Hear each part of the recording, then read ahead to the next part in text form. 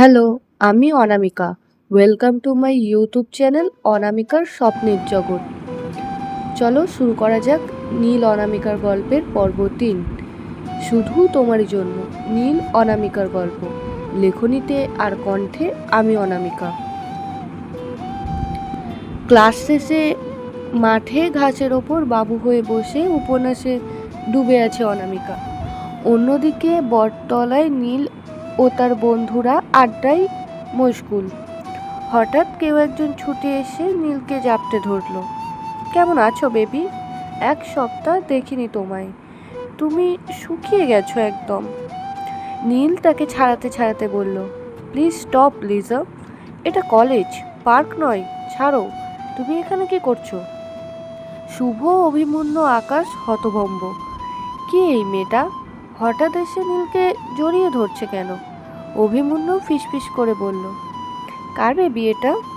শুভ মুচকি হেসে বলল, তোর বেবি নাকি রে নীল? নীল চোখ গরম করতেই সবাই চুপ, কিন্তু মুখ টিপে হাসি থামে না। লিজা নীলের বাবার বন্ধুর মেয়ে। দুই পরিবার চেয়েছিল ওদের বিয়ে হোক, তাতে বন্ধুত্ব আর ব্যবসা দুটোই জমবে।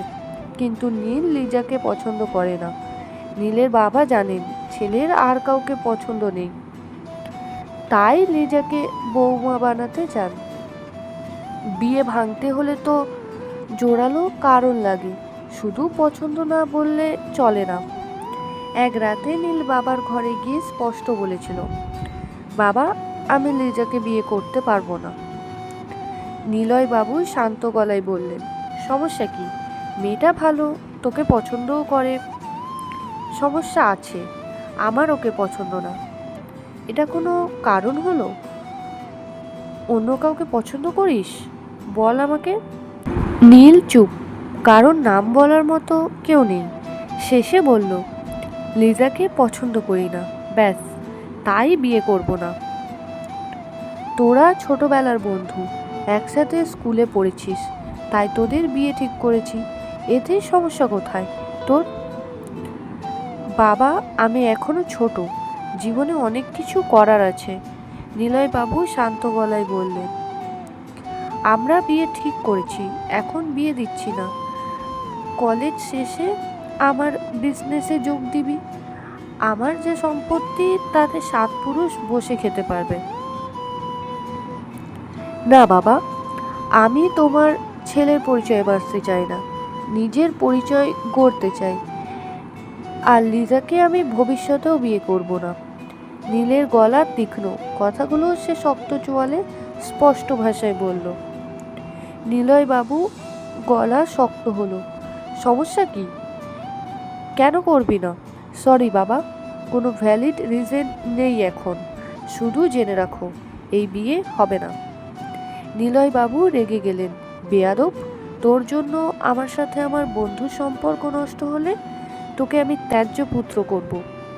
ত্যায্য পুত্র শুনে নীল মাথা তুলল, চোখ তার অস্বাভাবিক শান্ত। চোখে চোখ রেখে বলল, যা ইচ্ছে করো, তবুও ওকে বিয়ে করব না। ত্যায্য পুত্র করবে? ঠিক আছে, আজ রাতেই বাড়ি ছেড়ে চলে যাব আমি। তোমার টাকার কিছু নেব না। ব্যবসার জন্য নিজের ছেলেকে ত্যায্য পুত্র করবে বলতে পারলে? নিলয় বাবু কথার কথা বলেছিলেন, ভেবেছিলেন ভয় দেখালে মানবে, কিন্তু নীল এতটা রেগে যাবে বোঝেননি। নীল আর দাঁড়ালো না, নিলয়বাবুর ঘর থেকে হনহন করে বেরিয়ে নিজের ঘরে গিয়ে ব্যাগ গুছিয়ে নিল।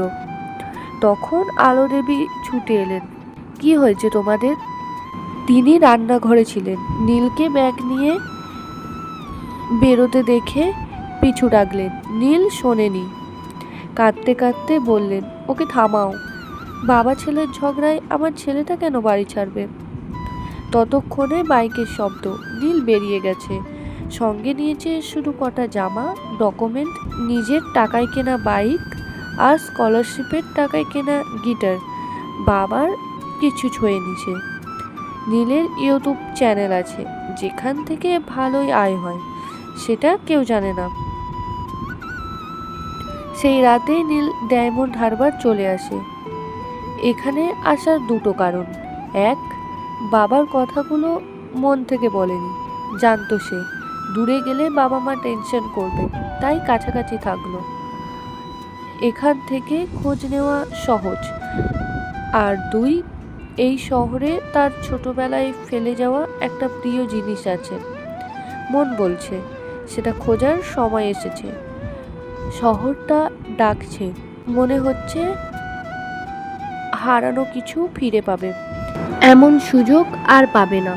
নিজের ইচ্ছেই এলে মা আটকে দিত, ইমোশনাল ব্ল্যাকমেল করত, যা ছোট থেকেই নীলের মা করে এসেছে। নীলকে আজ পর্যন্ত বাড়ি ছাড়া একটা রাত কোথাও কাটাতে দেননি তিনি। ছেলে হওয়ার পরেও নীল কখনো রাতে বাড়ির বাইরে থাকেনি।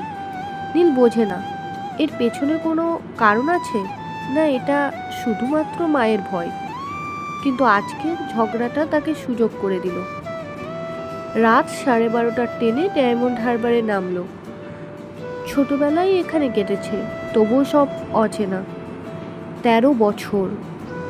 শহর বদলে গেছে, ইট কাঠ পাথর, গলি, বাতাসের গন্ধ কিছুই আগের মতো নেই। 7 বছরের সেই ছোট্ট ছেলেটা আর নেই। এখানে চেনা কেউ নেই, শুধু ছোটবেলার বন্ধু শুভ ছাড়া। তার সাথেও প্রায় 10 বছর যোগাযোগ ছিল না। 3 বছর আগে ফেসবুকে হঠাৎ পেয়েছিল তাকে। স্টেশনে নেমে ফোন দিল শুভকে। 2 বার রিং হতেই শুভর ঘুম জড়ানো কণ্ঠে বলল, হ্যালো কে? আমি নীল, ডায়মন্ড হারবারে এসেছি, স্টেশনে আছি। শুভর মাথায় ঢুকতেই সময় লাগলো, তারপর লাফিয়ে উঠল, কি তুই সত্যিই ডায়মন্ড হারবারে স্টেশনে আছিস? হ্যাঁ, একটু নিতে আসতে পারবি?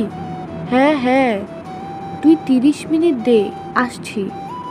সেই রাতে শুভদের বাড়িতেই কাটলো।